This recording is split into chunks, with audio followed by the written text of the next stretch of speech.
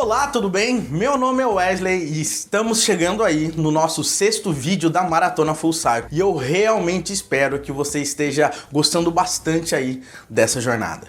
E no vídeo de hoje, a gente vai tratar uma das principais habilidades de um Full Cycle Developer, que é conseguir realizar o deploy das suas aplicações. Muitas vezes pode parecer que tudo isso são tarefas longas e árduas, porém quando temos as ferramentas certas para realizar esses tipos de tarefa, no final das contas, isso acaba entrando num piloto automático. E no vídeo anterior, nós vimos na prática o processo de CI ou integração contínua, onde automaticamente geramos o build da aplicação, subimos todo o ambiente e as suas dependências e também executamos os testes. Agora, você deve estar se perguntando, ok, ele realiza o build da aplicação, mas como que eu consigo colocar ela no ar?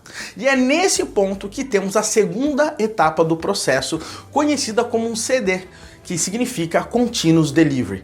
Esse processo tem o objetivo de colocar a aplicação no ar de forma automática ou semi-automática. No caso da forma semi-automática, precisamos sempre de uma aprovação manual para que o código possa ir para o ar. E hoje eu vou te mostrar do início ao fim, na prática, como podemos trabalhar com CI e CD utilizando o Docker e o famoso Kubernetes de forma totalmente automatizada. E fique tranquilo se você nunca ouviu falar em alguns desses termos ou ferramentas aí que eu acabei de citar. Acredite, eu já tenho muitos alunos de um curso sobre Full Cycle e desenvolvimento de aplicações escaláveis com microserviços que não sabiam absolutamente nada sobre isso e hoje eles já estão realizando esse processo. E por falar nisso, fica ligado que em breve a gente vai abrir matrículas. Então, bora lá!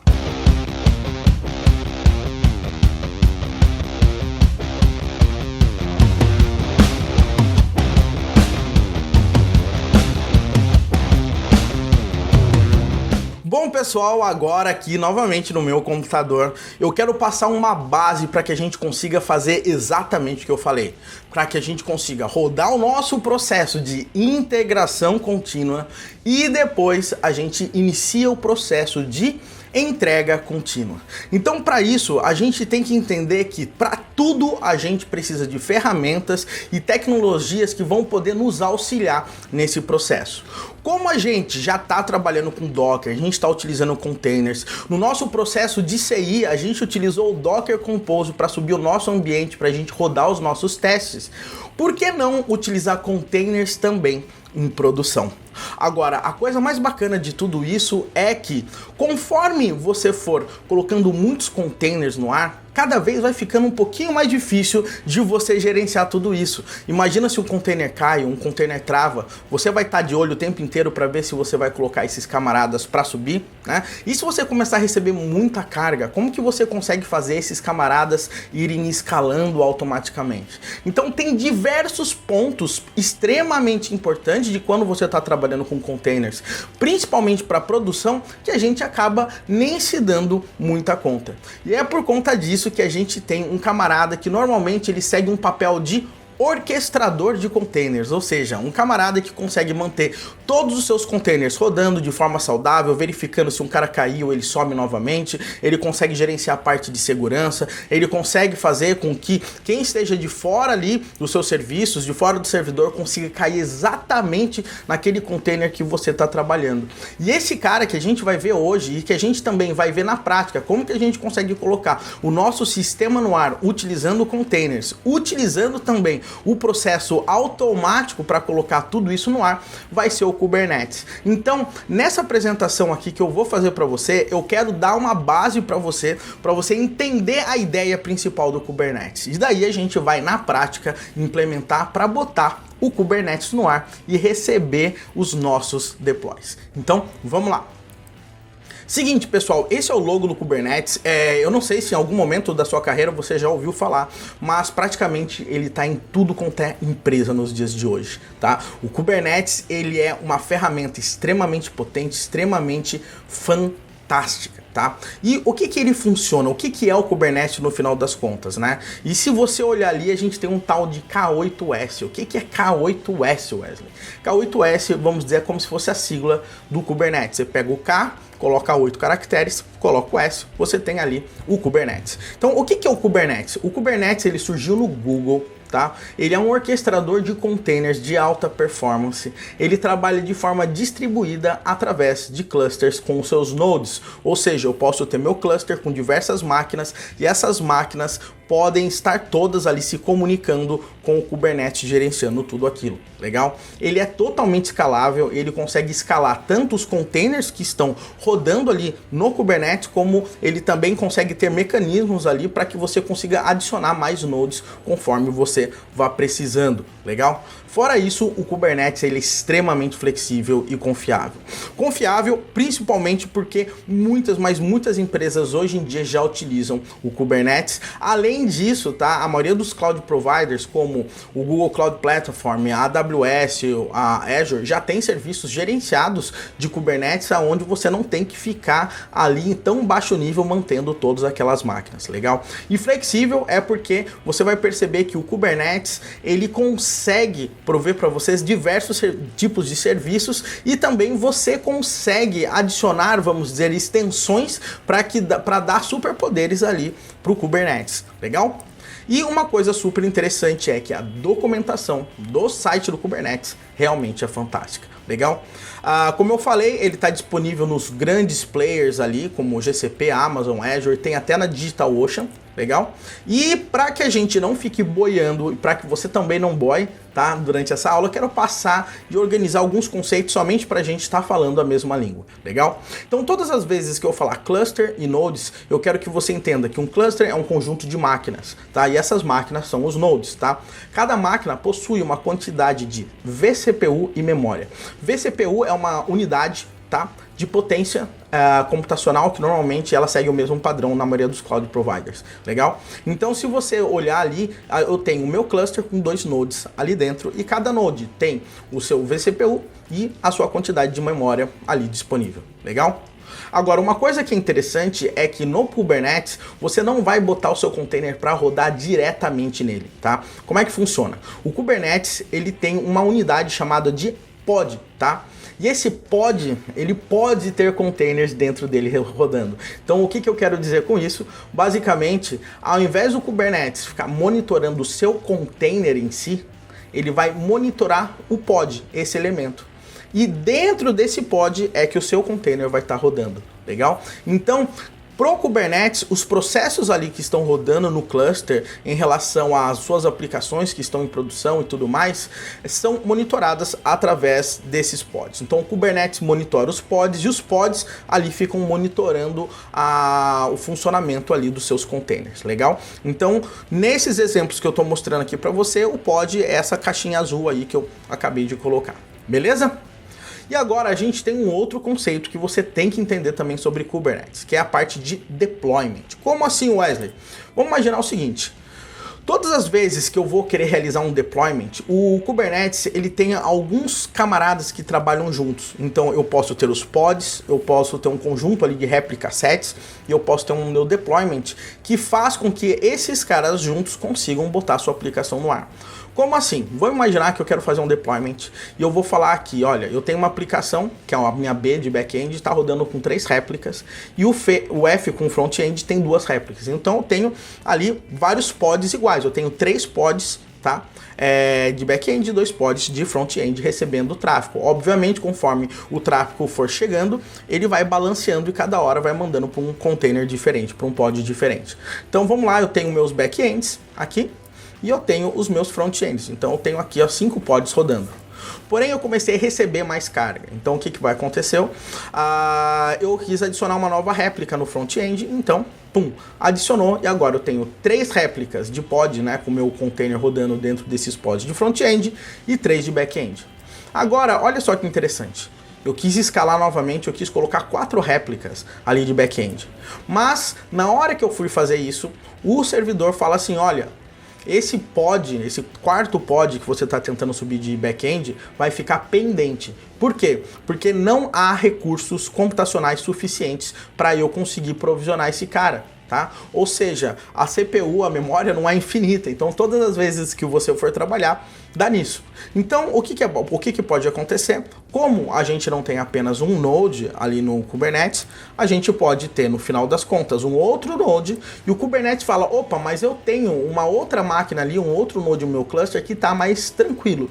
Eu acho que eu consigo fazer o provisionamento lá. Então ele bota o outro quarto pod ali pra gente. Legal? Então essa que é a ideia, assim como que o Kubernetes funciona. Eu crio o deployment, escolho a quantidade de réplicas, esses pods têm o seu container rodando dentro, né? Quanto mais espaço computacional, recurso computacional, mais você consegue escalar ali dentro desses pods. Legal? Um outro recurso que é extremamente importante, e na minha opinião um dos mais importantes que você tem que se ligar em relação à parte do Kubernetes e tentar fazer o raciocínio de como ele funciona, é a parte de services, tá? Porque até agora a gente tem os nossos pods rodando dentro do Kubernetes. Até então, ok. Mas como que eu sei que quando alguém acessar, sei lá, wesley.com.br, alguém vai cair diretamente naquele pod bonitinho ali para mim? Então é por conta disso que o Kubernetes ele tem o recurso de services, tá? O que o services faz? O service é uma feature, um recurso que permite que ao Kubernetes a disponibilizar recursos de rede e auto-discovery. Como assim, Wesley? Basicamente, a ideia principal é assim. Um container em um pod pode ter acesso a um outro pod através de um service. Ou seja, imagina que eu tenho o meu back-end querendo falar com o meu front-end. O meu front-end para chamar o back-end, ele tem que ter um endereço, tá? E esse endereço vai ser um service. Ele vai criar um service, esse service pode ser um IP, pode ser um nome, né? Resolução com DNS e tudo mais. E uma outra coisa interessante é que o Kubernetes, ele tem que ter um mecanismo de descoberta de serviço, de service discovery, que vai saber quais daqueles serviços que você está acessando estão de pé e quais são os IPs daquele cara para ele poder rotear você. Legal? Então, um outro recurso também que pode ter. O acesso externo a qualquer pod também é realizado através de services. Por exemplo, eu acesso wesley.com.br e eu tenho que cair ali naquele pod especificamente, tá? Por conta disso. Então, na hora que eu crio meu serviço, eu crio um serviço do tipo load balancer e eu vou falar, olha, toda vez que entrar por esse endereço aqui, eu vou fazer o seguinte: eu vou encaminhar você para aqueles tipos de pod, porque eu sei que aquele está rodando a sua aplicação. É basicamente isso que o serviço faz, tá? Então, normalmente são 3 categorias de serviço, tá? O Node Port, a gente tem o Cluster IP e a gente tem o Load Balancer. Eu não quero focar aqui com vocês nos dois de cima, tá? Basicamente, eles vão servir para você trabalhar de forma interna no seu cluster. Ou seja, quando você cria um serviço, você ganha um IP.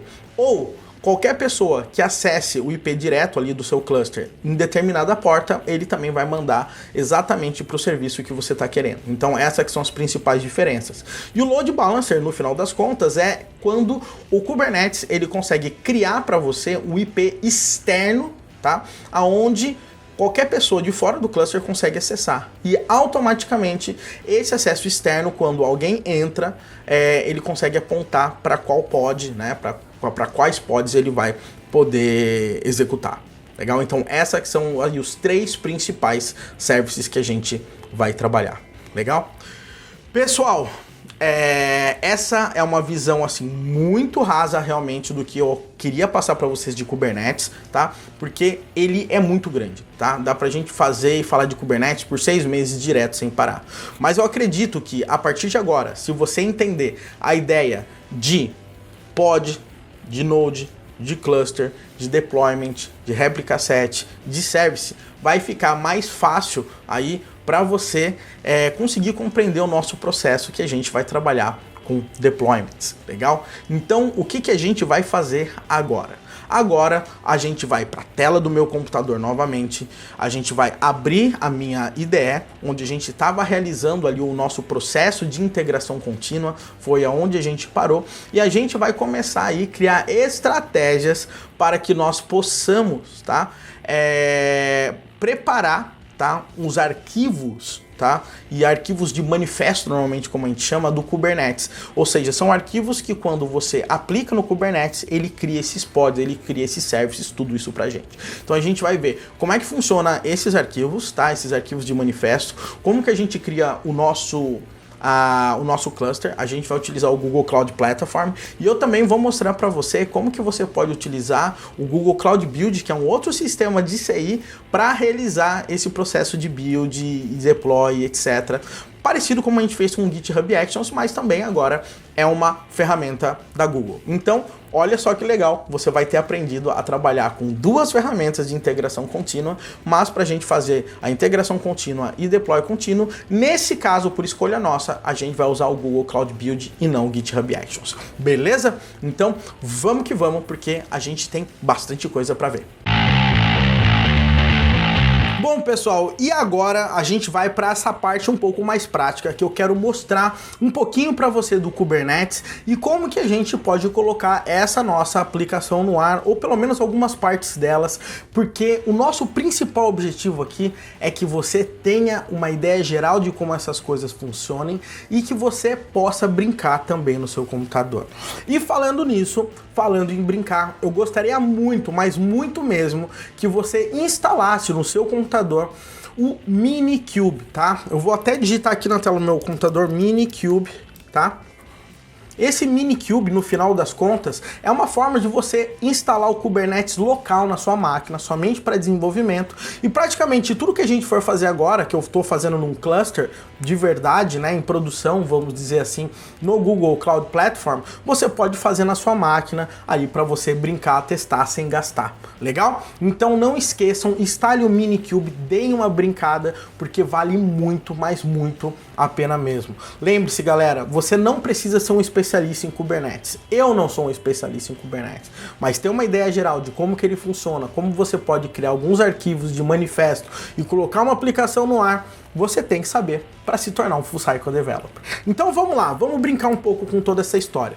Primeira coisa que eu quero fazer aqui, pessoal, é o seguinte: eu vou criar um cluster aqui com Kubernetes. Então eu vou aqui criar um novo cluster, tá? Somente para você saber, eu entrei no Google Cloud Platform e aqui no Google Cloud Platform a gente tem um serviço de Kubernetes Engine aqui, tá? Então nesse caso eu vou chamar aqui o meu cluster de Code Slack, né, que é o nome da minha aplicação.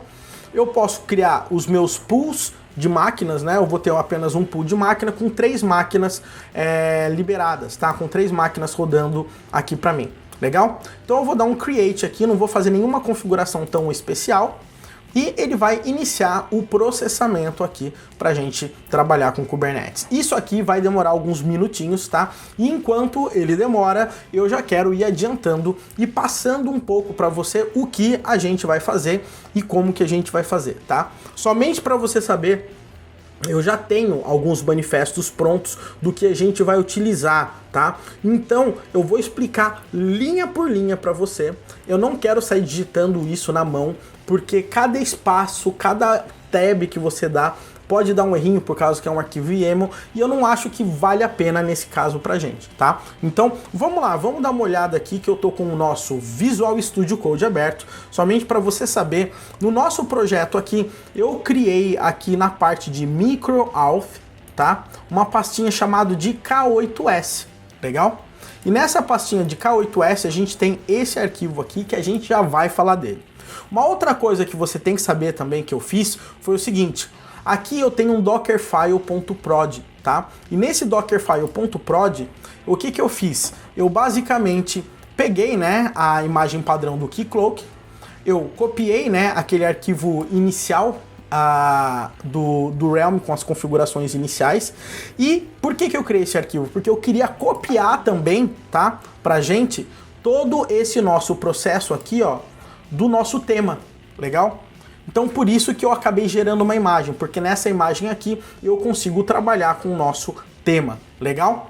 Então olha só que maneiro, eu dou um copy aqui, tá? E coloco o tema dentro do nosso Keycloak, e o comando de inicialização aqui é esse aqui mesmo, tá? Então com isso aqui eu consegui gerar uma imagem, tá, do nosso Keycloak, e eu joguei essa imagem inclusive ali no meu Docker Hub público, tá? Ficou Wesley Williams /maratona 4 Keycloak. Eu já vou mostrar isso aqui para vocês, legal?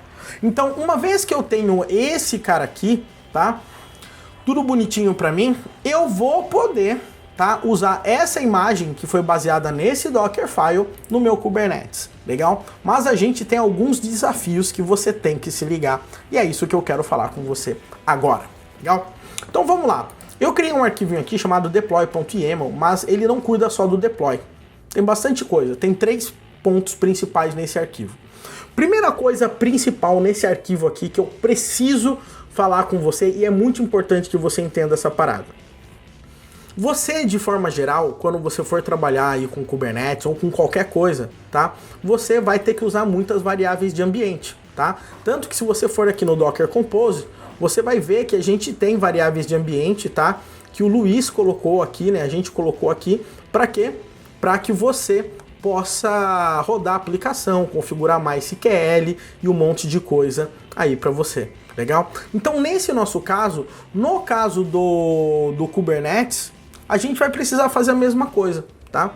Mas existem algumas variáveis de ambiente aqui nesse caso que elas são secretas, elas são aí, ela tem um segredo. Tá? Por quê? Porque é a senha do banco de dados, é a senha do Keycloak. Então, assim, como que a gente pode dizer? São dados mais sensíveis, tá? Então, por conta disso, no caso do Kubernetes, nós temos um tipo, tá, de elemento, um tipo de objeto ali no Kubernetes, que a gente chama ele de secret, tá?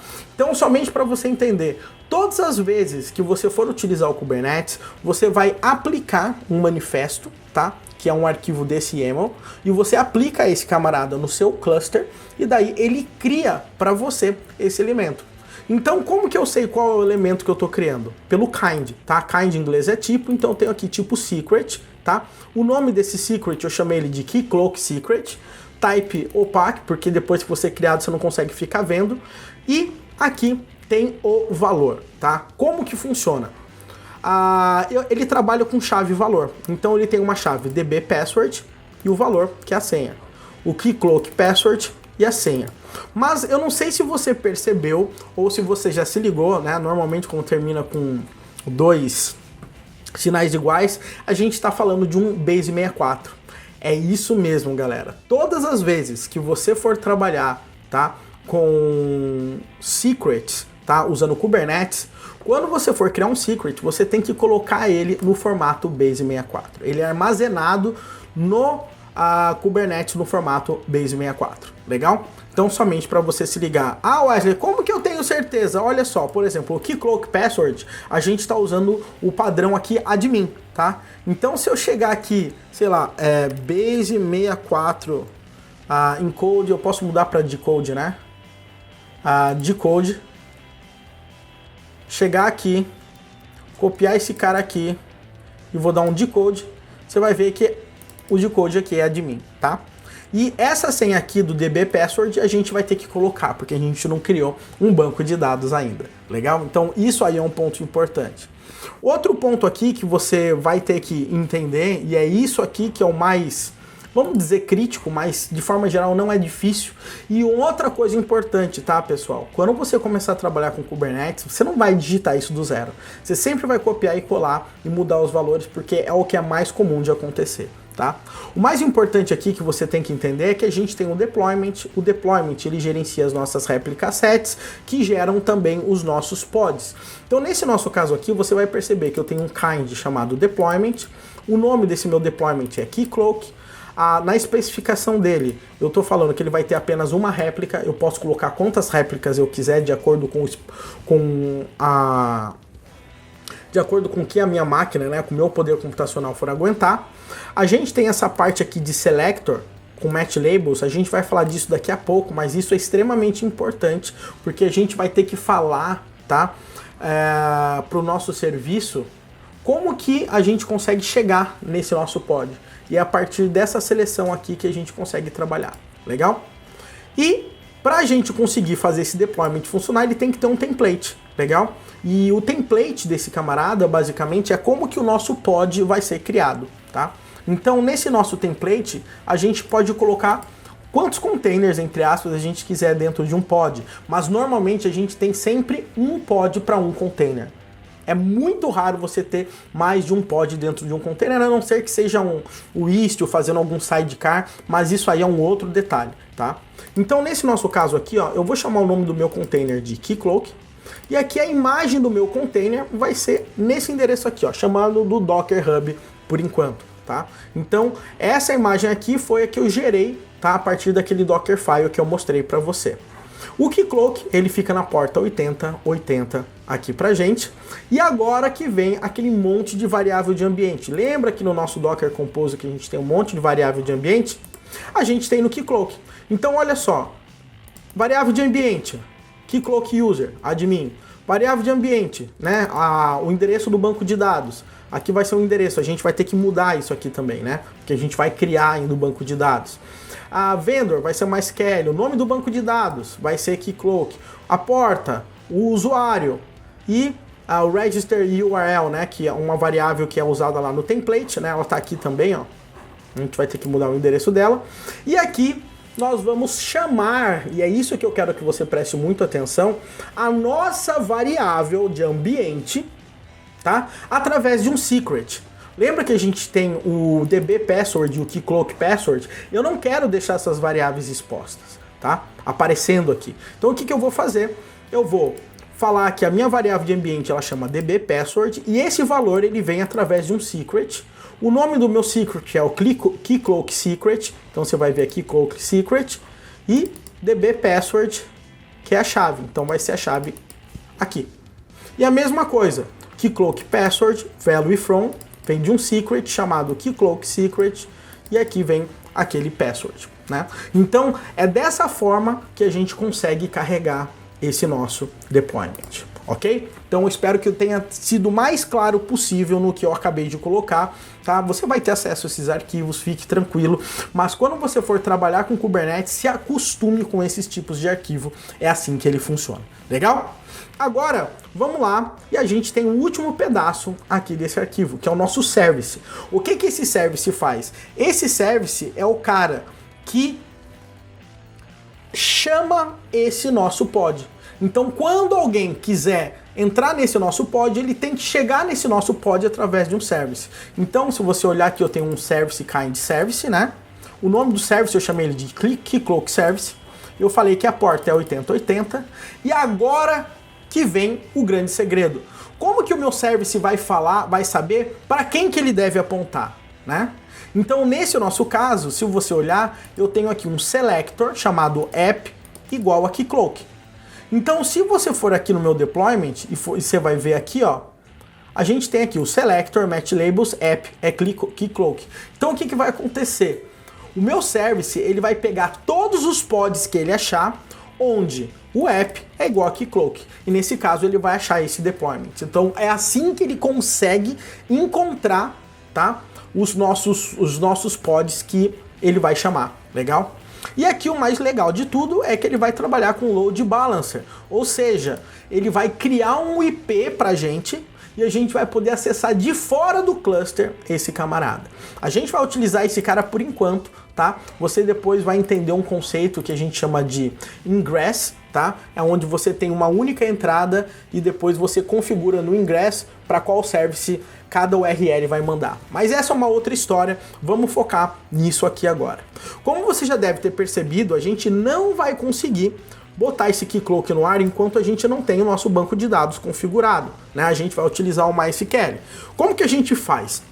Então eu já quero trazer um outro conceito bem legal aqui para você, que é um camarada chamado de Helm, tá? O Helm, ele é um gerenciador de pacotes, tá? Para você conseguir instalar manifestos Kubernetes, legal? E esses caras ajudam a gente pra caramba, porque já tem toda a configuração que a gente precisa para subir, sei lá, um banco de dados, para subir um Elasticsearch, para subir um Redis, para subir um monte de coisa, tá? Então, nesse nosso ponto, é bem interessante saber que o Helm ele vai nos ajudar, porque já existem diversas versões de MySQL organizadas com o Helm, que ele já cria o master, slave e tudo mais, e é o que eu quero mostrar para você agora como é que funciona, tá? Mas antes de a gente fazer isso, eu quero ver se o meu cluster já está criado, ele já está. Então eu vou clicar aqui em conectar, vou colocar aqui, ó, copiar, copiado, e copiando isso aqui, e eu colando aqui nesse meu terminal, olha só, ele já vai configurar, tá, a minha conexão com o Kubernetes. Agora, todas as vezes que eu quiser falar com o Kubernetes, eu já posso usar aqui meu terminal. Tá? Para isso você tem que ter o G-Cloud instalado, né? A versão, o CLI do Google Cloud, né? Para você conseguir trabalhar, é só instalar, não tem segredo nenhum, tá? Agora que eu já tenho isso, vamos ver se realmente eu estou conseguindo falar com o meu Kubernetes. Então eu vou usar aqui kubectl ou kubectl, depende do nome que você quer chamar, e eu vou chamar aqui, ó, get nodes, e ele vai trazer aqui para mim quais são os nodes que estão de pé. Então eu tenho 3 máquinas rodando aqui nesse meu cluster de Kubernetes. Então quer dizer que está funcionando o meu Kubernetes aqui bonitão. Agora o que eu quero fazer? Eu quero instalar o MySQL aqui no meu Kubernetes. Então o que eu vou fazer? Eu vou usar um chart, né, do Helm. O Helm é exatamente esse gerenciador de pacotes. Então eu vou colocar assim, ó, chart Helm MySQL. Eu normalmente uso desse camarada aqui chamado de Bitnami, tá? Já está até marcado aqui que eu acessei. Como é que funciona esse camarada aqui? Você adiciona esse repositório, então eu vou copiar aqui, e ele adicionou. E agora ele tem o comando que você vai utilizar para instalar o seu MySQL aqui dentro, tá? Somente para você saber, pessoal, tudo que eu estou fazendo aqui é para fins muito mais de te ensinar. Então eu não estou preocupado com tunar o MySQL ou qualquer coisa desse tipo. E de forma geral, dados críticos de banco de dados, eu particularmente nem uso no Kubernetes. Eu uso com um sistema gerenciado como o CloudSQL, o RDS, Cosmos DB e etc, tá?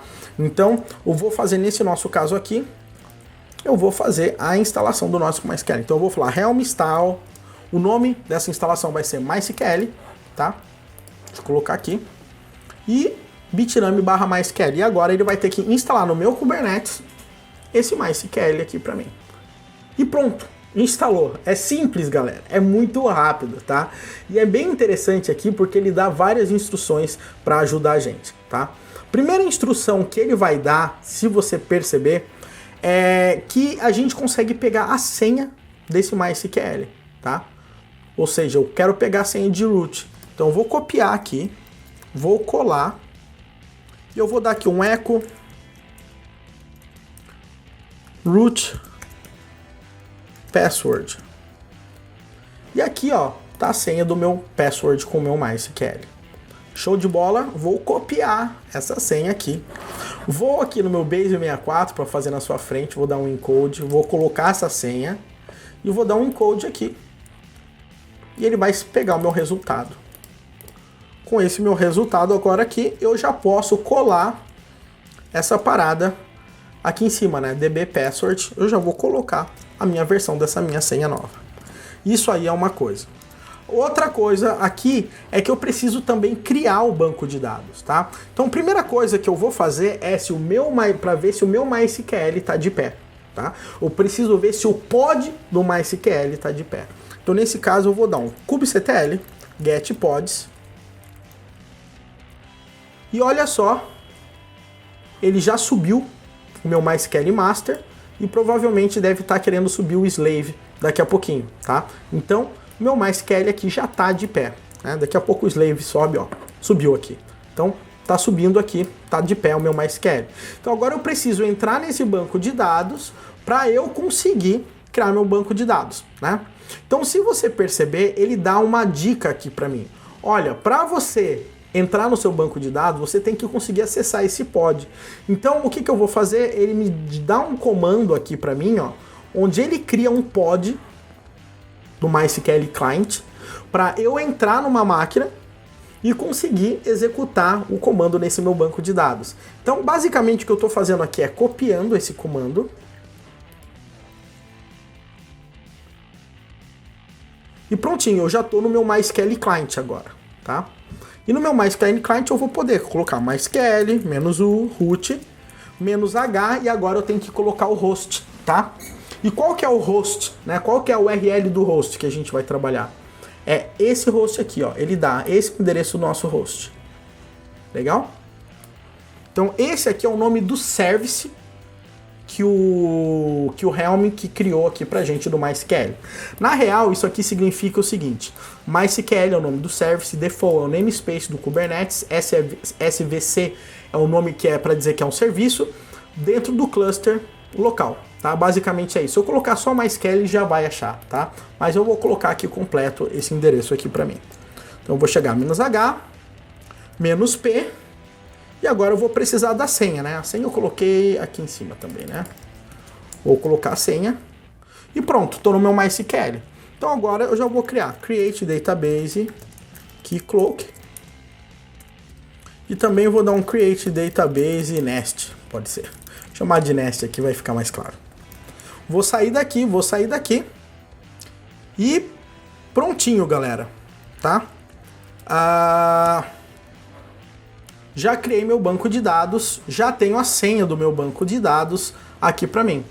Então, o que eu vou precisar também, né, que eu esqueci, eu preciso do endereço do host, né, que é esse cara aqui. Então eu vou ter que chegar aqui agora, o host vai ser esse cara aqui, ó. Legal? Então, quando eu rodar esse camarada, ele vai baixar a imagem, vai usar essas variáveis de ambiente, vai tentar se conectar com o nosso MySQL, vai criar o serviço e nesse serviço vai gerar um IP pra gente no load balancer, né? E para isso ele vai criar esses segredos. Vamos ver se isso tá funcionando, pessoal? Então vamos lá. Eu vou fazer o seguinte, eu vou dar um kubectl apply -f K8s. Ah não, a gente tá na micro out K8s deploy. Então quando eu rodar esse comando, ele vai aplicar esses três elementos pra gente. Então vamos lá. Então ele criou aqui o secret, criou o deployment e criou o service. Vamos ver se essa parada tá rodando. Vamos lá. Então eu vou dar um kubectl get pod e ele tá criando agora aqui o meu container do MySQL. Do MySQL não, do Keycloak, tá? Então aqui ó, é o nome do meu pod, ele tá criando o container dentro desse meu pod. Então vamos aguardar aqui. Tá rodando, mas a gente sabe que não é porque ele tá rodando que deu tudo certo. A gente pode ver os logs, o Keycloak ele demora um pouco para subir. Então eu vou dar um kubectl logs, vou colocar o nome do meu pod e ele já vai estar aqui, ó. Se cada vez que eu entrar aqui, ó, ele já deve estar rodando com uma parte diferente. Então eu vou partir do princípio que tudo isso aqui vai estar funcionando daqui a pouco e eu já vou partir para o próximo passo. Partindo desse princípio, você já sabe que eu já tenho agora o meu pod do Keycloak. E eu quero ver se eu tenho serviço. Então vou lá, kubectl get services. E você vai ver agora aqui que eu tenho o Keycloak service e ele já gerou um IP externo, tá? E nesse IP externo, ele já sabe que ele está apontando para a gente aqui nessa porta, tá? Então aqui é a ideia aqui principal. Quando a gente acessar, né, e o Keycloak já estiver pronto, a gente vai poder acessar esse camarada. Eu acho que é nesse endereço.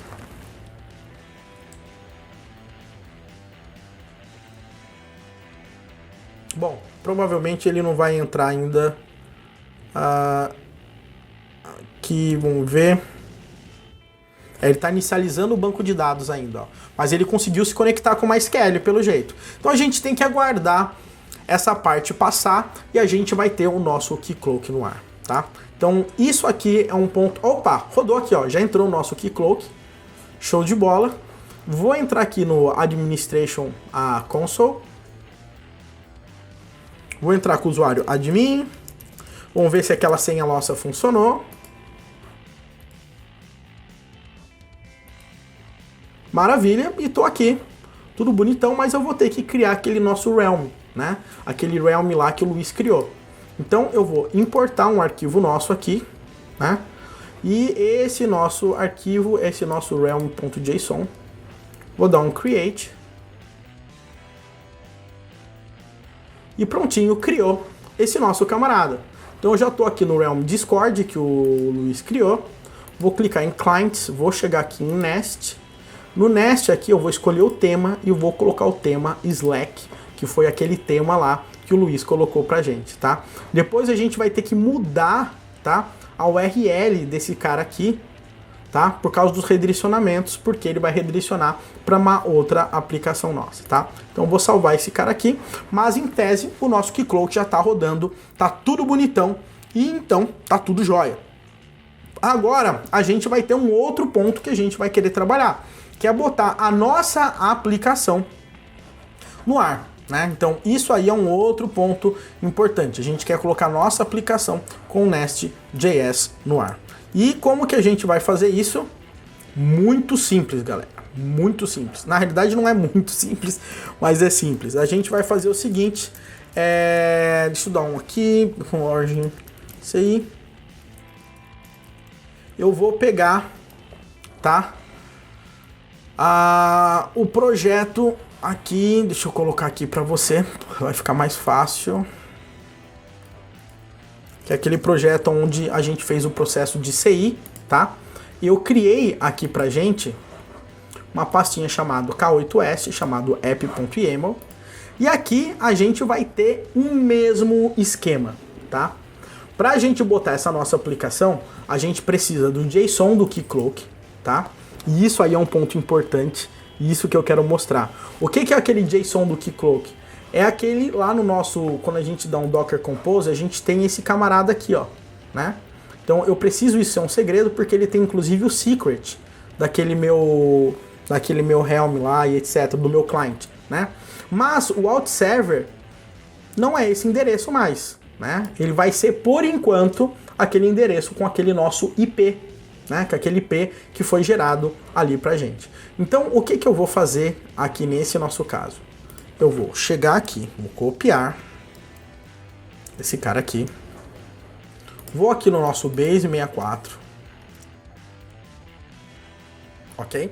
E agora com o base 64, eu sei a URL que a gente tá, desse cara aqui, eu vou substituir esse cara aqui. Então vai ser assim, ó. Opa, ele copiou duas vezes o HTTP, né? Só colocar aqui para ficar mais fácil para você ver, tá? Então, ó, tá aqui. Então eu coloquei um endereço aqui que ele precisa ouvir. Ok? Então esse aqui vai ser o endereço que a gente vai ter que trabalhar lá naquele cara, tá?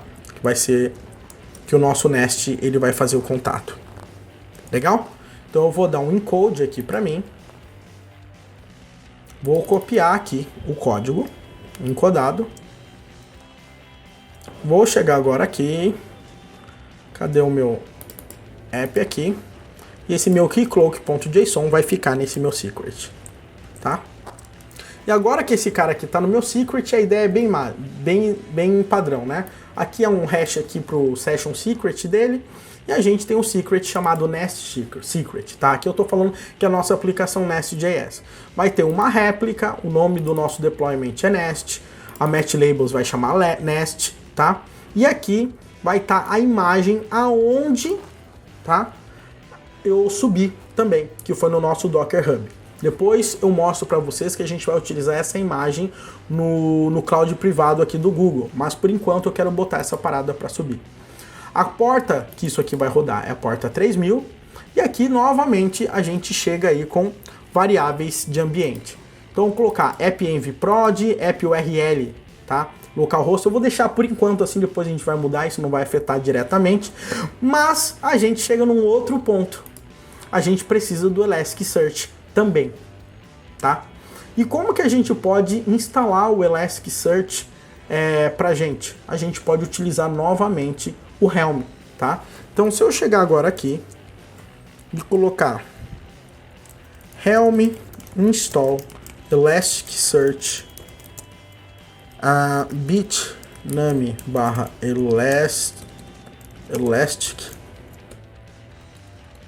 Elasticsearch. Vamos ver se ele vai. Será esse mesmo endereço? Vamos ver. Prontinho, instalou o Elasticsearch pra gente. Galera, é animal isso. Fala a verdade, o poder que tudo isso tem. E aqui ele vai mostrar pra gente qual que é, tá? O caminho, tá? Do nosso serviço. Legal? Então ele até fala aqui o nome do serviço que a gente vai trabalhar e etc. Que é isso aqui, ó. Esse que é o serviço, que no final das contas é o que tá ali em cima que eu já tinha colocado, tá? Que é esse cara aqui, ó. Então vai ser esse cara aqui na porta 9200. Então agora ele consegue falar com o Elasticsearch. Obviamente, galera, eu não tô focando em senha, em nada disso, tá? Porque o certo seria a gente ter a senha do Elasticsearch, etc e tudo mais, tá? Aqui ele está usando a padrão, provavelmente. Uma outra coisa que ele vai precisar também para funcionar é o Redis, tá? Então o que eu preciso? Eu preciso também criar o Redis para a gente rodar, legal? E também, novamente, a gente não está trabalhando com senha no Redis, tá? Então, se você perceber, a gente consegue passar, olha só que interessante, eu vou colocar bitnami Redis Helm. Eu vou chegar aqui no repositório, onde tem pra gente instalar o Redis. E ele tem todo o esquema, ele cria os slaves do Redis, ele cria com cluster. Mas basicamente, aqui tem alguns parâmetros que a gente pode setar na hora que a gente for criar o Redis ali também. E eu não quero que ele venha com senha. Então tá vendo que tá aqui, ó, use password, tá com padrão true, eu vou colocar false, tá? Então eu vou colocar aqui a helm install bitnami aqui, ó, Redis. Aqui eu vou chamar de Redis, e aqui eu vou dar --7. Opa, fiz besteira, pessoal, sorry. Redis, aqui eu vou chamar Redis --7. Daí aqui é use password igual a false. Então eu consigo passar um parâmetro, vou dar um enter. Prontinho, Redis instalado aqui pra gente. Olha que maravilha, galera. Ficou top, né? Então a gente já tem o Redis instalado e o nome do serviço é Redis-master. E se a gente quiser falar com o slave, é Redis-slave, tá? Então, se você olhar aqui na chamada do Redis, já tá aqui, ó, Redis-master, tá? Basicamente é isso. E aí, a gente tem, novamente, ele precisa aquela chave do keycloak, né? Como variável de ambiente. Então, a keycloak JSON, que vem através do Nest Secret, que é keycloak JSON, que vem daqui, tá? Então, temos aqui, e temos aqui também o nosso selector, nosso service, Nest Service, ports, etc. E eu vou colocar esse cara como type load balancer também aqui pra gente, tá? Por enquanto. Type load balancer. Ok? Antes de eu rodar isso aqui, o que eu quero fazer? Eu quero dar um git, um kubectl get pods para ver se está tudo no ar, tá? Então, ó, o Elasticsearch quase todos já estão no ar, tem esse cara aqui pendente por enquanto, o Data1, ele cria uma pancada de coisa aqui pro Elasticsearch, tá? Mas eu tenho aqui com o meu Redis Master rodando, o Redis Slave, ele criou 2 slaves do Redis, o meu banco de dados já tá tudo rodando aqui, tá? Então eu já tenho esses caras aqui funcionando. Então vamos fazer um apply nesse cara aqui. kubectl apply -f .k8s app.yaml e ele acabou de criar. Agora, entre criar e funcionar são coisas diferentes, né? Então vamos lá, kubectl get pods e vamos ver como é que tá. Ó. O Nest aqui, ó, tá criando o nosso container do Nest e vamos ver como é que vai ser, se vai a gente acertar de cara, tá? Porque o Nest, se tiver qualquer errinho, ele não sobe, né? Então vamos lá, vamos aguardar, tá rodando. Agora vamos ver os logs aqui para ver se tá rodando. kubectl logs.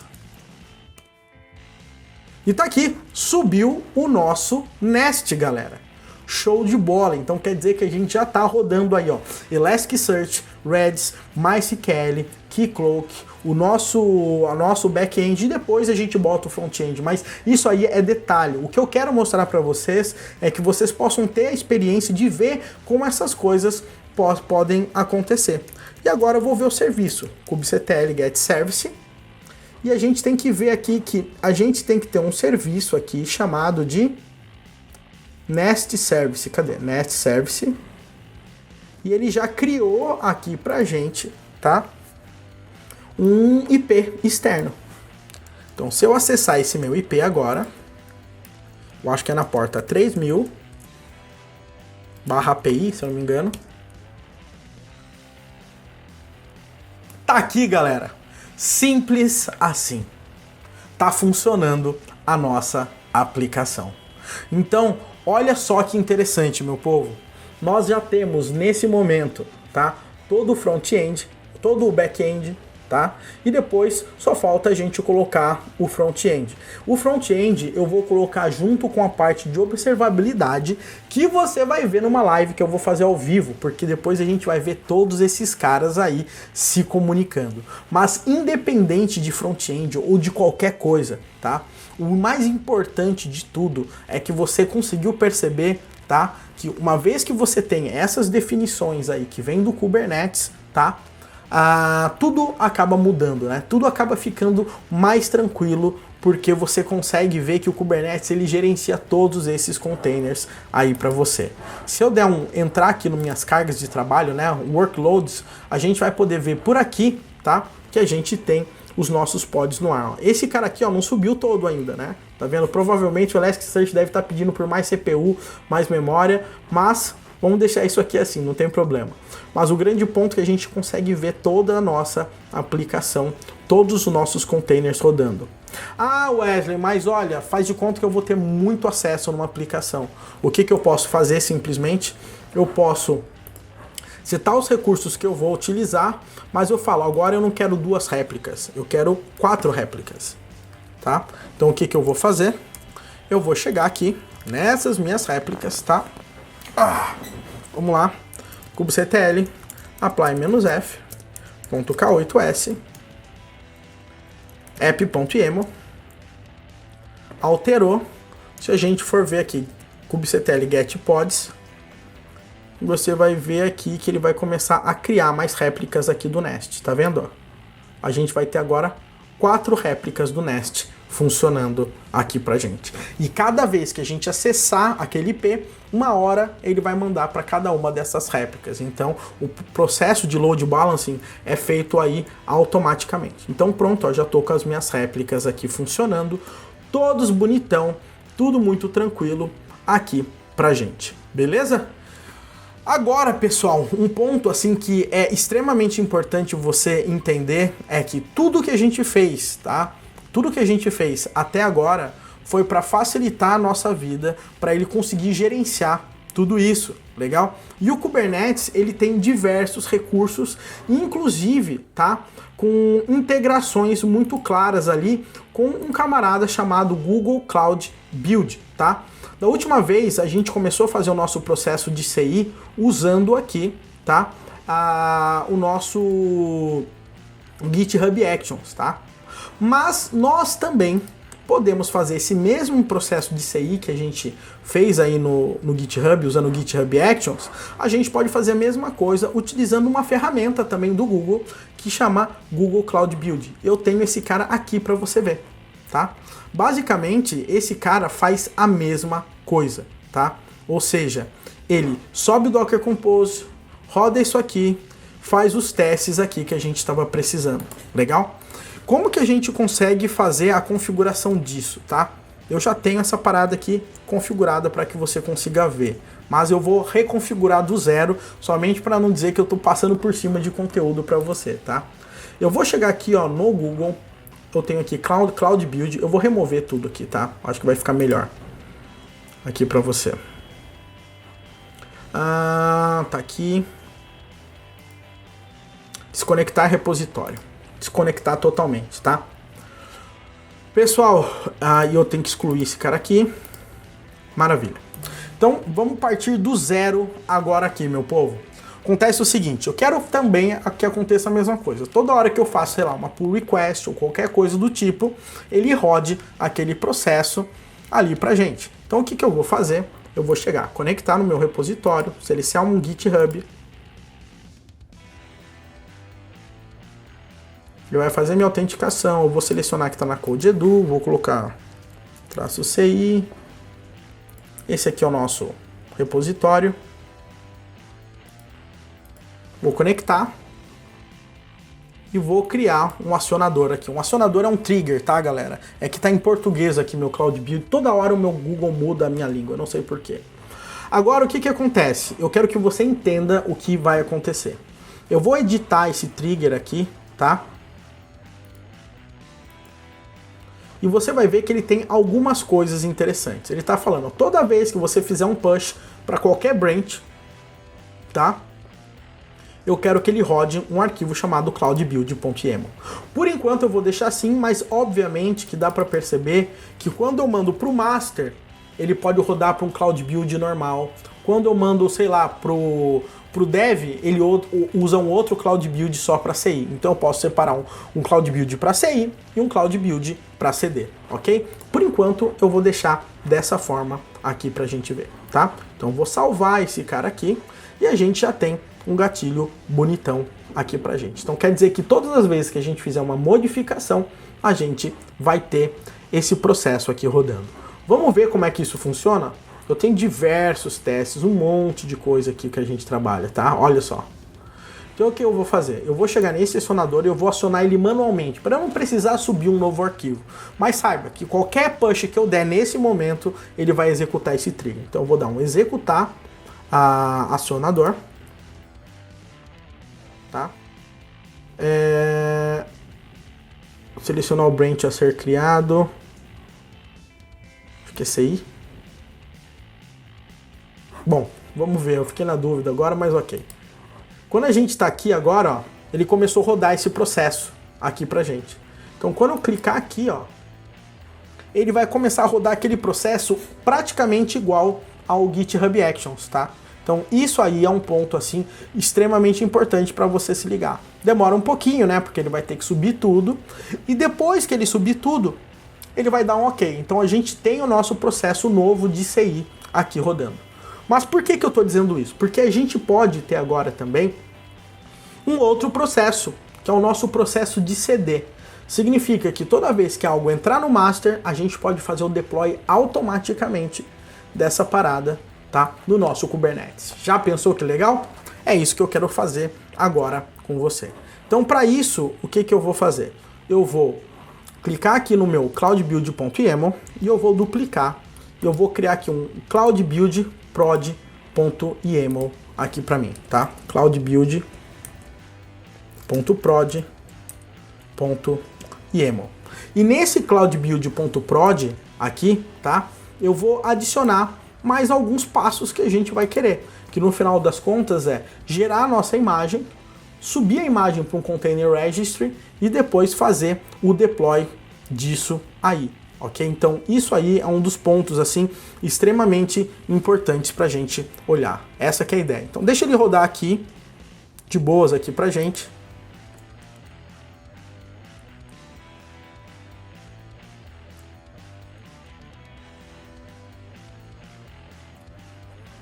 Vamos ver.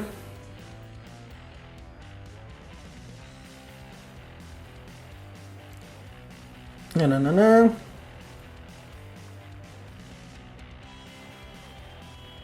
Ele está em qual parte? Ah, ele está rodando o Node ainda. Ele está rodando o Node aqui pra gente, etc. Então vamos esperar. E daí a gente faz essa nossa parte aqui do nosso processo de CD. Legal? Então isso aí que é um dos pontos mais interessantes. Eu acho que eu já devo ter algum exemplo de processos de CD pronto aqui para mim. Deixa eu só ver se eu consigo já achar para nos ajudar. Deixa eu dar um cat. Maratona Full Cycle, acho que no esquenta eu usei um Live CI CD. Live CI CD. E eu tenho um Cloud Build K8S aqui, ó. Deixa eu pegar o final aqui. Rodando o teste. Galera, é muito simples. Isso que é o mais legal de tudo. Então vamos lá. Eu vou colar isso aqui.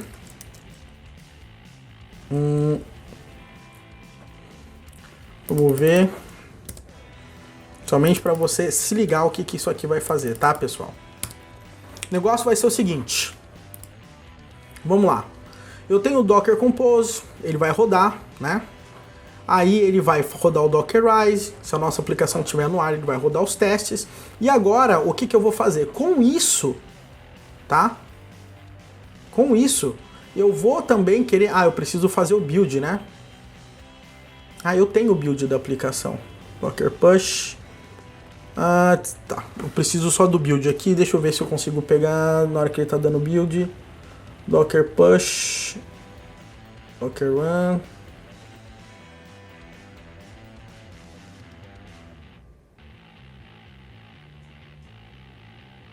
Ah, que aqui ele já gerou, né?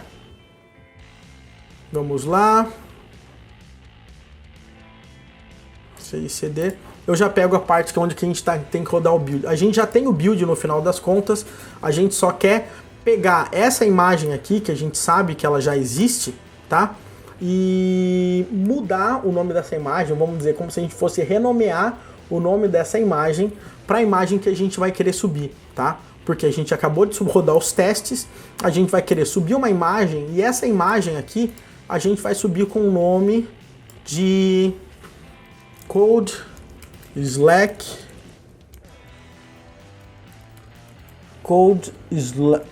Tá difícil, hein? Code Slack.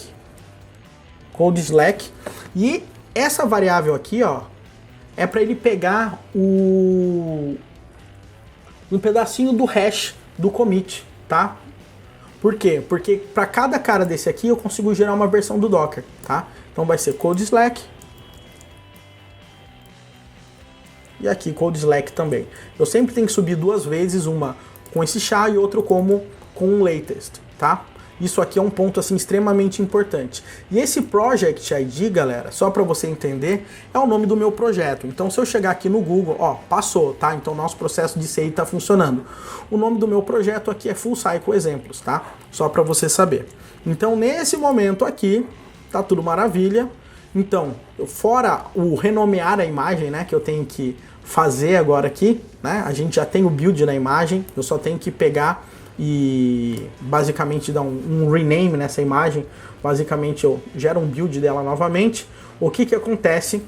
Simplesmente eu subo essa imagem e essa imagem ela vai subir no Container Registry do Google agora. A gente não vai mais subir essa imagem lá no Docker Hub, tá? A gente vai subir no Container Registry do Google. E assim que ele subir, a gente vai rodar um comando aqui que vai ser bem legal e a gente tem que acertar agora. Que vai ser o seguinte: a gente vai rodar um comando do Kubernetes, falando kubectl set a imagem, o deployment, o nome da nossa aplicação, que nesse caso é Nest, tá? E eu vou falar que essa aplicação Nest, eu quero que ela use essa imagem do Code Slack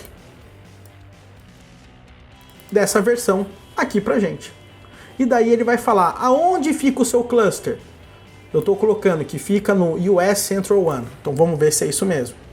Vou chegar aqui no meu Kubernetes, no meu cluster. E se você olhar, US Central One C. US Central One C. E o nome do cluster é Code Slack. Então vou chamar aqui de Code Slack aqui para mim. Com isso, tá? Com isso, basicamente, tá? O que eu precisava fazer para conseguir fazer o meu processo de CD já tá aí na portinha, tá? Só falta agora eu conseguir pegar esse build, essa imagem aqui que a gente já subiu, que a gente já rodou alguma vez e fazer com que essa imagem tenha esse nosso cara aqui pra gente. Basicamente é essa a nossa ideia. Legal? Então, como que a gente vai renomear essa imagem? A gente vai fazer o seguinte, vamos lá, vamos ver se eu ainda lembro sim, vamos lá. Eu vou colocar aqui um ID, dois pontos, eu vou colocar renaming image. E agora eu vou colocar aqui pra gente, no nosso padrãozão que a gente precisa, da seguinte forma. Name. E aqui na parte do name, eu vou colocar simplesmente o comando que eu estava querendo, que é o docker. E aí, os argumentos que eu também estava querendo. Nada muito diferente do que a gente fez até agora. Mas agora, o que a gente vai fazer é o seguinte, eu vou dar um docker exec menos... Não, nem precisa, eu vou fazer um docker exec, não. Tô viajando. Docker image. Aí no nome da minha imagem eu vou colocar tag, eu vou taguear a minha imagem novamente. E nessa tag eu vou colocar o nome da minha imagem, que vai ser essa imagem aqui, né? Então eu quero mapear a minha imagem desse nome aqui, tá? Para esse nome aqui que eu quero trabalhar. Então vamos lá. Então o que vai acontecer? Eu vou pegar minha imagem, tag, com o nome dela original, e vou colocar com um nome, com esse nome aqui agora. Então agora essa minha imagem ela também vai chamar com esse endereço. E agora eu vou renomear a mesma coisa,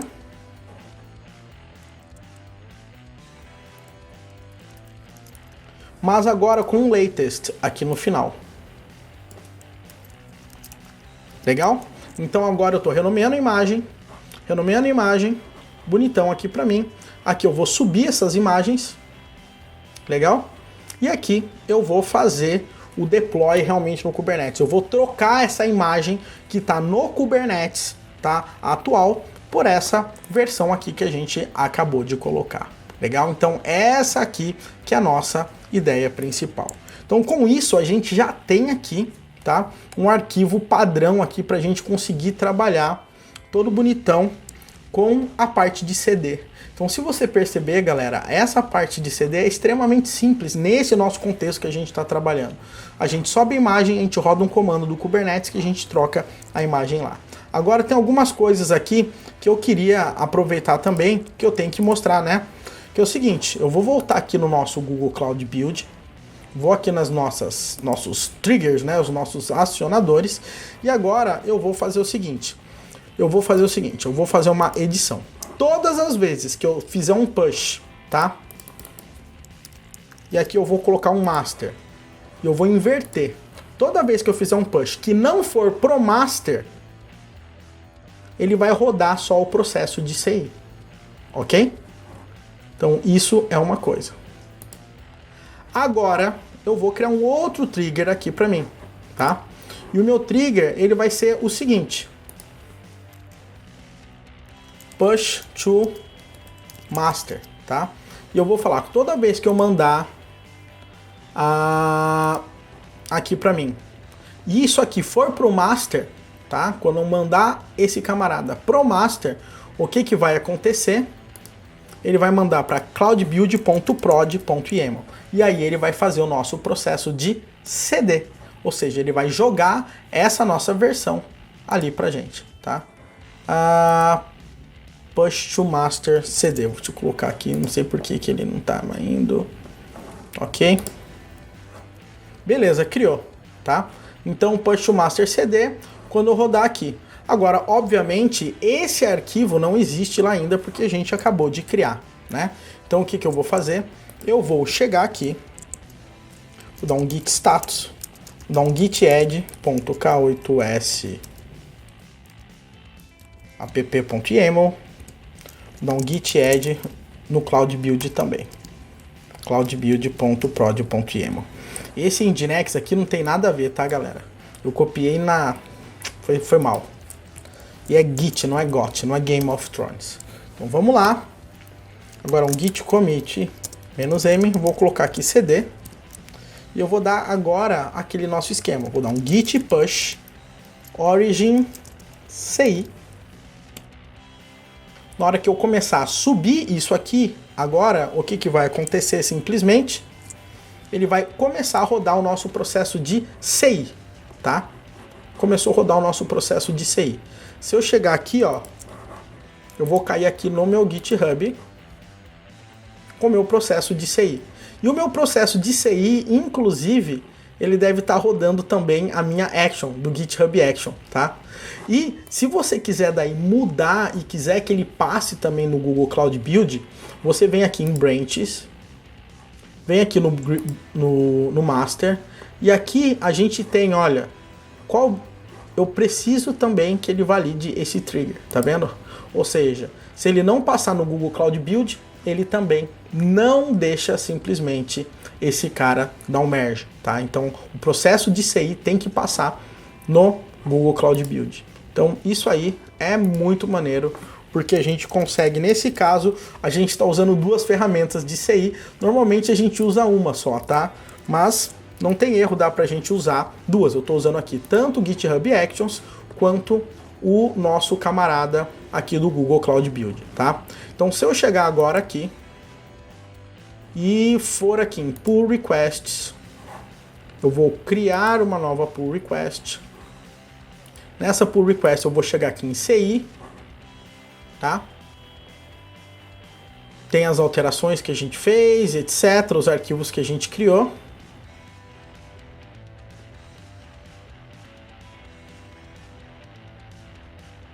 Maravilha, tá aqui. O que ele fez que nessa última vez, nessa nossa pull request, tá? É que ele deixa a gente dar ele fala, você pode dar um merge, mas você não vai conseguir dar um merge aqui ainda, por quê? Tá? Você não vai conseguir dar um merge porque eu preciso do code owner aqui liberando aqui pra gente. E nesse caso é o Cândido, e eu não tenho o Cândido nesse momento aqui pra mim, liberando todo esse processo, galera. Então eu vou ter que enganar todo mundo. O que eu vou fazer? Eu vou voltar aqui nas configurações. Aí nas configurações, nos branches, eu vou tirar uma opção que isso pode, tem que forçar para o administrador, porque eu sou administrador. Vamos ver se isso aqui vai me deixar. Então vou chegar agora aqui, vou clicar aqui em Pull Requests, vou chegar aqui em CI, tá rodando, mas eu consigo dar o merge agora aqui para mim. Por que que eu consigo? Porque eu sou administrador e ele parece dizer, ó, você como administrador pode dar um merge. É isso que ele tá falando aqui para mim.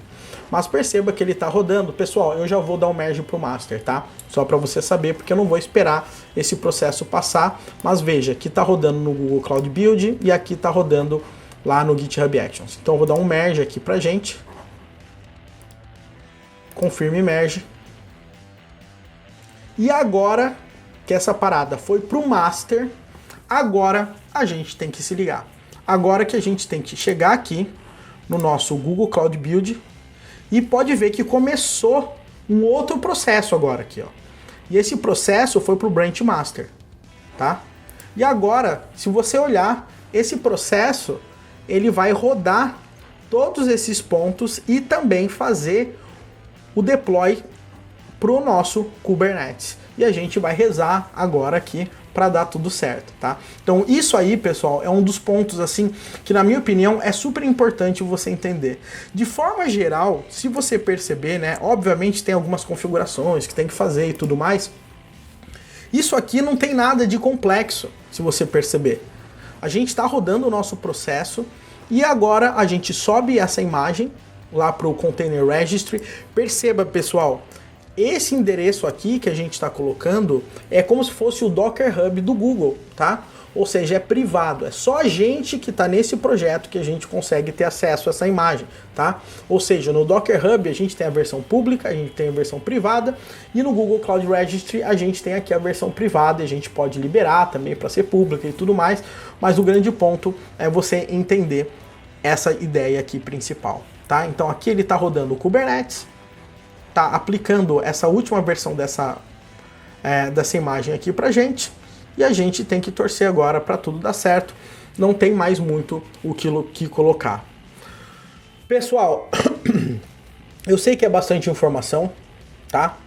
A nossa ideia da Maratona Full Cycle é a gente conseguir pelo menos introduzir esses assuntos para vocês, tá?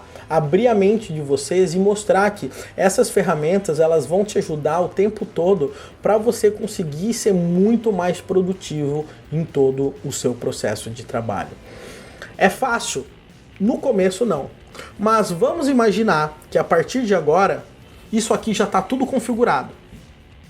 Meu, acabou. Todo mundo aqui vai começar a trabalhar normal, vai desenvolver o software, subiu, vai rodar o CI, não passou? Ok, tem que corrigir o bug. Passou? Ok, quer botar em produção? Bota no master e ele já faz o processo de CD e já bota em produção. Então, se você entender, tá? Quando você consegue setar todo esse processo, tudo vai ficando aí muito mais simples e vai ficando mais gostoso de trabalhar, porque você não perde mais tempo e você perde aquele medo de fazer deploy que você tinha antes, porque agora você sabe que o que você está colocando no ar, pelo menos passou ali por um monte de teste, etc. E também passou aí pela sua esteira de CI, CD e tudo mais, até cair em produção. Então você não tem medo de errar no ponto de digitar um comando errado, né, fazer um push errado, essas coisas você não vai ter que fazer mais na mão. Simplesmente o seu processo vai fazer isso automaticamente, beleza? Agora tá rodando aqui o nosso processo, vamos ver, ele demora alguns minutos mesmo, ele tá tentando esperar a nossa aplicação subir, né? E para esperar a aplicação subir, os outros pedaços da aplicação tem que subir, né? A gente está subindo Elasticsearch, a gente está subindo Redis, a gente está subindo o banco de dados também, então tem bastante coisa que a gente acaba subindo, e o Keycloak, né? Para nossa aplicação aí com Nest.js ela poder rodar. Então agora não tem muito o que fazer, é esperar. Se essa aplicação passa e isso aí consegue subir, ela vai cair no em cada passo aqui até ela fazer o nosso último ponto, que é fazer esse deploy aqui, ó. Então a gente passou por essa parte aqui, e agora a gente tem que aguardar o restante aqui da aplicação subir aqui pra gente, pode demorar alguns minutinhos, tá? O outro ponto que é importante, pessoal, obviamente eu não tô pensando nesse caso dessa aplicação em trabalhar da forma mais automatizada possível, tá? Mas você tem que saber que normalmente esses processos de CI, esses softwares, a gente paga por minuto de utilização. Então, quanto mais rápido a sua esteira de CI rodar, menos você vai pagar, menos você vai ter que esperar, então as coisas vão ficar mais rápidas, mais ágeis e mais baratas. Ó, aqui ele acabou de subir a aplicação, né? Maravilha, agora ele está rodando os testes. Ó, os testes estão subindo, ó. Rodando testes com WebSockets, gravando no Elastic, fazendo um monte de coisa aqui pra gente. Vamos lá, ó, testando com Keycloak. A gente tem alguns testes aqui, eu acho que foram 18 testes criados apenas para exemplo, tá? E são testes de integração de forma geral. Então a gente consegue passar. Então os testes passaram agora aqui. Agora tá renomeando as imagens. Eu não acredito que eu digitei alguma coisa errada. Pessoal, parado o seguinte, deu erro, né? Mas eu dei uma olhada e uma reolhada enquanto a gente teve aquele erro. Eu cortei o vídeo, eu tô voltando agora, mas eu descobri qual que é o nosso problema e é algo muito bobo, tá? Somente para eu explicar aqui para vocês. O que que acontece? Quando a gente rodou o Docker Compose, ele subiu aqui o nosso container, subiu os nossos containers rodando, mas esses containers eles estão rodando baseado no Compose que não publicou, vamos dizer, uma nova imagem. Então, quando eu tô aqui querendo renomear a minha imagem, tá? Micro API app, essa imagem não existe ainda. Isso aqui tá o nome do meu container, tá? Então eu preciso fazer com que esse cara aqui vire uma imagem, tá? Então essa que é a ideia. Então para isso a gente vai utilizar um comando que normalmente é pouco visto, inclusive, a galera utilizar no Docker, tá? Na realidade eu só uso esse comando para fazer exatamente isso, tá? E eu acabei me passando aqui na hora que a gente estava colocando aqui no vídeo, tá? Parado o seguinte, eu vou chamar isso aqui de committing image, tá? Então eu vou dar aqui na realidade algo que a gente chama de Docker commit e eu vou passar o nome do meu, tá? Eu vou passar o nome do meu container, legal? E eu vou falar qual que vai ser o nome da imagem que vai ser gerada. Eu vou chamar o nome da imagem de app, legal? Então a partir de agora, o que está acontecendo? Eu tô pegando um container que está rodando, tô pegando tudo que está rodando dentro dele, tô commitando, gerando uma imagem a partir desse camarada, tá? É basicamente isso. E agora que eu tenho isso aqui, o que que eu vou fazer? Eu vou renomear essa imagem aqui para aquele padrão que a gente estava querendo ali pra gente. Inclusive aqui estava copiado o SHA-1, deixa eu arrancar isso aqui que eu tinha colocado para não misturar. E é esse cara aqui, tá? Então vamos lá, novamente. Tô comitando, tá? Aí, na hora que eu comito a imagem, eu gero uma imagem chamada app. Aí eu pego essa tag da app e mudo para esse padrão aqui. Pego a tag da app também e mudo para latest. Subo as imagens e daí, se Deus quiser, o nosso commit, né, o nosso processo vai funcionar. Então, por conta disso, o que que eu vou fazer? Eu vou dar um git add cloudbuild.prod git commit -m, eu vou chamar de ajustando cloud build, tá? Vou dar um git push origin CI. Vou pegar aqui no meu GitHub, cadê o GitHub? Vou criar uma nova pull request. Vou falar que é de CI para o master. Vou criar minha pull request. Não vou esperar o meu processo de CI passar, né, porque eu tô querendo ganhar tempo aqui com a gente. Dei um merge. Vou chegar agora aqui no meu Cloud Build e ele vai estar rodando dois processos. O primeiro processo é de CI, eu já vou pedir para ele parar, porque eu nem quero que ele rode. E agora aqui é o nosso processo de CD. Esse sim agora tem que funcionar, tá? Porque a gente comitou a imagem, estamos renomeando a imagem novamente, e daí a gente vai fazer o push da imagem e depois a gente vai publicar isso lá no Kubernetes, tá? Então essa que é a nossa ideia principal nesse momento. Então vamos aguardar um pouquinho para esperar toda essa parada passar.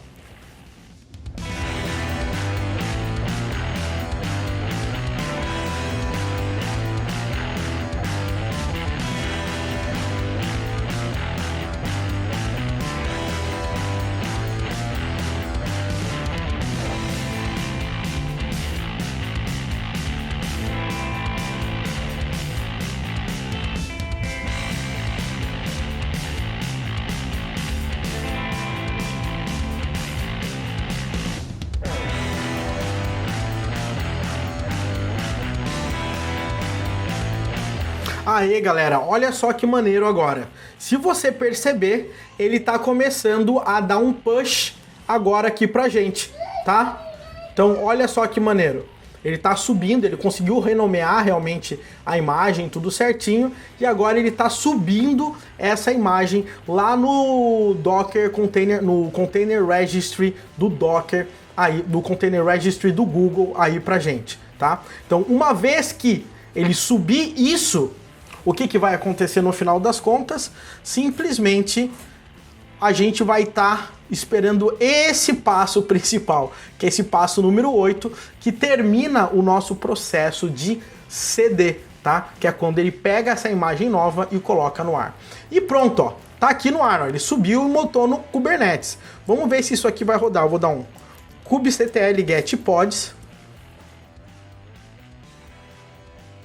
E olha só, não sei se você está percebendo, ó, mas ele está criando imagens novas aqui pra gente. Ele está criando essas imagens exatamente por conta, tá? Ó, tá matando imagens anteriores e criando imagens novas. E ele está fazendo exatamente porque a gente rodou o nosso processo de CD. Pessoal, essa é uma das principais ideias de quando você desenvolve, arquiteta a aplicação, você cria, você testa. Agora a gente passa por esse processo de CI e CD. Acabando todo esse processo, tem algo muito importante, que é a parte de monitoramento e observabilidade. E a gente vai fazer isso na nossa aula final da maratona, que vai ser ao vivo comigo segunda-feira à noite. Então eu quero ver você lá. Eu realmente espero que você tenha gostado. Esses exemplos aí já estão aí lá no Docker, lá no nosso GitHub. Legal? Ficaram 2 repositórios diferentes, né? E depois eu vou consolidar. Mas eu espero que realmente você tenha gostado. Aprendeu o básico aí do Kubernetes. Depois a gente vai com uns pontos mais avançados aí. Beleza? Um grande abraço para você e até o nosso próximo vídeo.